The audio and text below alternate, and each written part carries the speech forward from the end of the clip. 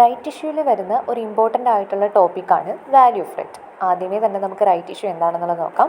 Suppose ഒരു company additional ആയിട്ട് അല്ലെങ്കിൽ ഫർദർ ആയിട്ട് ഷെയർസ് ഇഷ്യൂ ചെയ്യുകയാണെന്ന് വിചാരിക്കുക. അപ്പോൾ ഓൾറെഡി ആ കമ്പനിയിൽ എക്സിസ്റ്റിംഗ് ആയിട്ടുള്ള ഈക്വിറ്റി ഷെയർ ഹോൾഡേഴ്സിനായിരിക്കും ആദ്യമേ തന്നെ ഈ ഷെയർസ് ഓഫർ ചെയ്യുന്നത്. ഓക്കെ, അപ്പോൾ ഇങ്ങനെ എക്സിസ്റ്റിംഗ് ഷെയർ ഹോൾഡേഴ്സിന് ഷെയർസ് ഇഷ്യൂ ചെയ്ത് കൊടുക്കുന്നതിനെയാണ് റൈറ്റ് ഇഷ്യൂ എന്ന് പറയുന്നത്. ഇപ്പോൾ എക്സിസ്റ്റിംഗ് ഷെയർ ഹോൾഡേഴ്സിൻ്റെ ഒരു റൈറ്റാണ് പ്രീഎംപ്റ്റീവ് റൈറ്റ് എന്ന് നമുക്ക് പറയാം. അപ്പോൾ എക്സിസ്റ്റിംഗ് ഷെയർ ഹോൾഡേഴ്സിന് ഇത് അക്സെപ്റ്റ് ചെയ്യുകയോ റിജക്റ്റ് ചെയ്യുകയോ ചെയ്യാവുന്നതാണ്. ഇങ്ങനെ റൈറ്റ് ഇഷ്യൂ നടത്തുമ്പം എക്സിസ്റ്റിംഗ് ഷെയർ ഹോൾഡേഴ്സിന് ഒരു മോണിറ്ററി ബെനിഫിറ്റ് കിട്ടുന്നുണ്ട്. ആ മോണിറ്ററി ബെനിഫിറ്റിനെയാണ് വാല്യൂ ഓഫ് റൈറ്റ് എന്ന് പറയുന്നത്. ഓക്കെ, കുറച്ചും കൂടെ ഡീറ്റെയിൽഡ് ആയിട്ട് പറഞ്ഞാൽ value of right is the monetary benefit that shareholder gets when a company issues new shares at a price lower than the market price through a right issue. ഒരു കമ്പനി ഫർദറായിട്ട് issue ചെയ്യുകയാണ്. അപ്പോൾ issue ചെയ്യുന്ന സമയത്ത് shares issue ചെയ്യുമ്പം existing share ഹോൾഡേഴ്സിന് തന്നെ ആദ്യമേ അത് ഓഫർ ചെയ്യുകയാണെന്ന് വിചാരിക്കുക.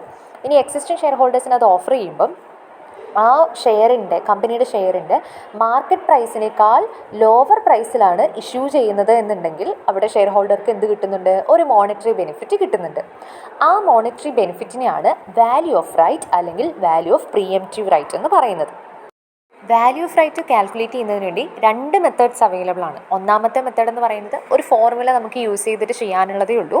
ഇപ്പോൾ value of right equal to number of new shares divided by total number of old shares into market price minus issue price.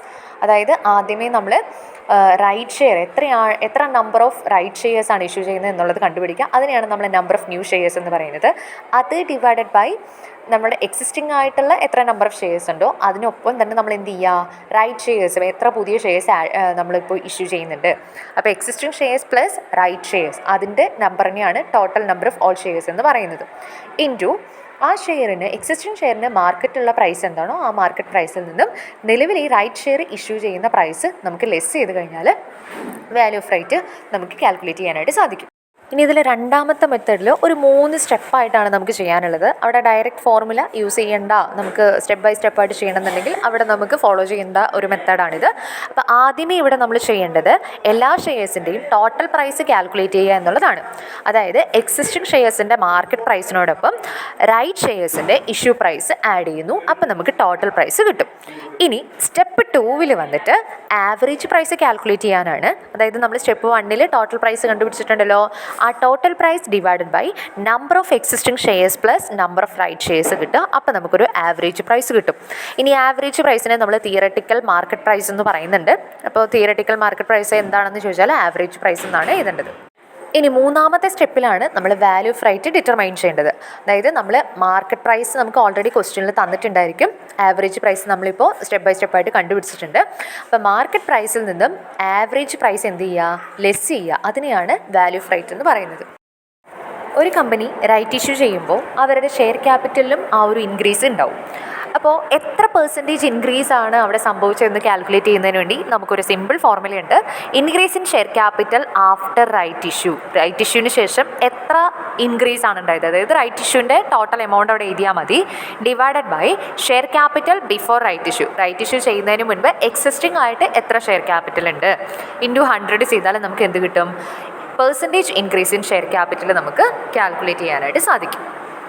Value ഓഫ് റൈറ്റിൻ്റെ ഒരു പ്രോബ്ലം ചെയ്ത് നോക്കാം. A company offers to it shareholders the right to buy 2 shares at ₹115 for every 5 shares of ₹100 each held. ഒരു കമ്പനിയിൽ 5 shares hold ചെയ്യുന്ന share ഹോൾഡേഴ്സിന് എന്ത് കൊടുക്കുന്നുണ്ട്? 2 ഷെയർസ് റൈറ്റ് ഷെയർസ് ആയിട്ട് ഇഷ്യൂ ചെയ്ത് കൊടുക്കാനായി ഒരു കമ്പനി തീരുമാനിക്കുന്നുണ്ട്. ഇനി 100 രൂപയാണ് face value. Existing ഷെയർസിൻ്റെ face value എന്ന് പറയുന്നത് 100 രൂപയാണ്. അത് 115 രൂപയ്ക്കാണ് റൈറ്റ് ഇഷ്യൂ ചെയ്യാനായിട്ട് ഇപ്പോൾ ഉദ്ദേശിക്കുന്നത്. അടുത്ത സെൻറ്റൻസ് ശ്രദ്ധിക്കുക. The market value of the shares is ₹150 each. ഈ ഷെയർസിൻ്റെ മാർക്കറ്റ് വാല്യൂ എത്രയാണ്? 150 രൂപയാണ് ഇതിൻ്റെ മാർക്കറ്റ് വാല്യൂ എന്ന് പറയുന്നത്. The existing equity share capital of the company is ₹30 lakh. അതുപോലെ തന്നെ ആ കമ്പനിയിൽ ഇപ്പോൾ നിലവിൽ 30 ലക്ഷം രൂപയാണ് ഷെയർ ക്യാപിറ്റലായിട്ടുള്ളത്, എക്സിസ്റ്റിംഗ് ആയിട്ടുള്ളത്. ഇപ്പോൾ റൈറ്റ് ഇഷ്യൂ ചെയ്യുമ്പം അതിൽ മാറ്റം വരും. അപ്പോൾ നമ്മുടെ അടുത്ത് കാൽക്കുലേറ്റ് ചെയ്യാൻ പറഞ്ഞിരിക്കുന്നത് വാല്യൂ ഓഫ് റൈറ്റും അതുപോലെ തന്നെ പെർസെൻറ്റേജ് ഇൻക്രീസ് ഇൻ ഷെയർ ക്യാപിറ്റലും ആണ്. റൈറ്റ് നമുക്ക് കാൽക്കുലേറ്റ് ചെയ്യുന്നതിന് വേണ്ടി 2 മെത്തേഡ് ഉണ്ട്. അതിലേത് മെത്തേഡ് യൂസ് ചെയ്തിട്ട് നമുക്ക് കാൽക്കുലേറ്റ് ചെയ്യാവുന്നതാണ്. അപ്പോൾ നമുക്ക് ആദ്യമേ സ്റ്റെപ്പ് ബൈ സ്റ്റെപ്പായിട്ടൊന്ന് ചെയ്ത് നോക്കാം. ആദ്യമേ നമ്മൾ അവിടെ എന്താ ചെയ്യുന്നത്, ഷെയർസിൻ്റെ ടോട്ടൽ പ്രൈസ് കാൽക്കുലേറ്റ് ചെയ്യുക എന്നുള്ളതാണ്.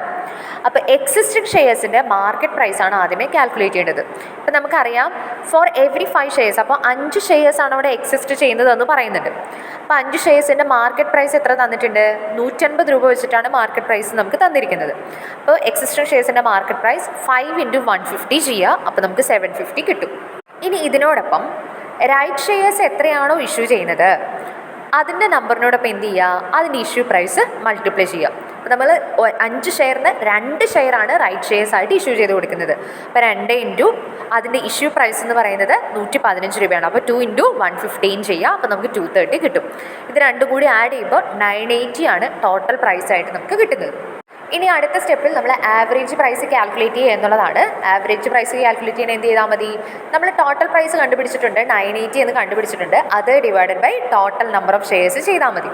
അപ്പം number of existing shares 5 shares ആണ്, ന്യൂ ഷെയർസ് നമ്മൾ ഇഷ്യൂ ചെയ്യുന്നത് 2 ഷെയർ ആണ്. അപ്പം 980 ഡിവൈഡ് ബൈ 5 + 2 ചെയ്യുക, അപ്പം 980 ഡിവൈഡ് ബൈ 7 ചെയ്യുക, അപ്പോൾ നമുക്ക് 140 ആണ് ആവറേജ് പ്രൈസായിട്ട് കിട്ടുന്നത്.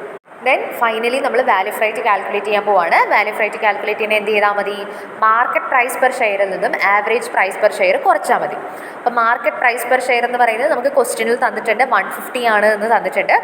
ആവറേജ് പ്രൈസ് പെർ ഷെയർ നമ്മളിപ്പോൾ കണ്ടെത്തിയിട്ടുണ്ട് 140 ആണെന്ന് കണ്ടെത്തിയിട്ടുണ്ട്. അപ്പോൾ 150ൽ നിന്നും 140 ലെസ് ചെയ്യുക, അപ്പോൾ നമുക്ക് ₹10 ആണ് വാല്യൂ ഓഫ് റൈറ്റ് ആയിട്ട് കിട്ടുന്നത്.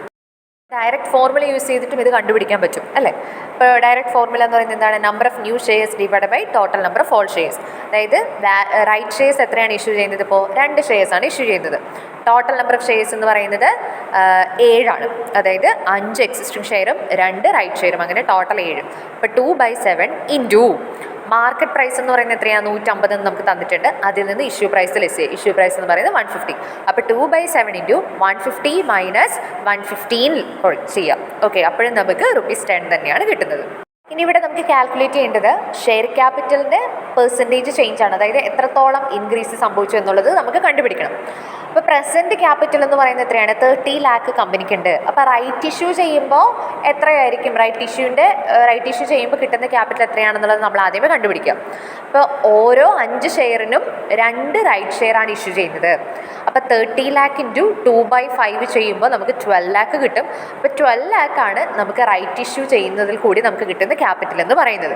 ഓക്കെ, അപ്പോൾ പെർസെൻറ്റേജ് ഇൻക്രീസ് കണ്ടുപിടിക്കുന്നതിന് വേണ്ടി എന്ത് ചെയ്താൽ മതി, 12 lakh divided by 30 lakh into 100 ചെയ്താൽ മതി. അതായത് റൈറ്റ് ഇഷ്യൂവിൻ്റെ എമൗണ്ട് ഡിവൈഡഡ് ബൈ അവിടെ എക്സിസ്റ്റിംഗ് ആയിട്ടുള്ള ഷെയർ ക്യാപിറ്റൽ ഇൻറ്റു 100 ചെയ്യുമ്പോൾ നമുക്ക് 40% എന്നായിരിക്കും ആൻസർ കിട്ടുന്നത്.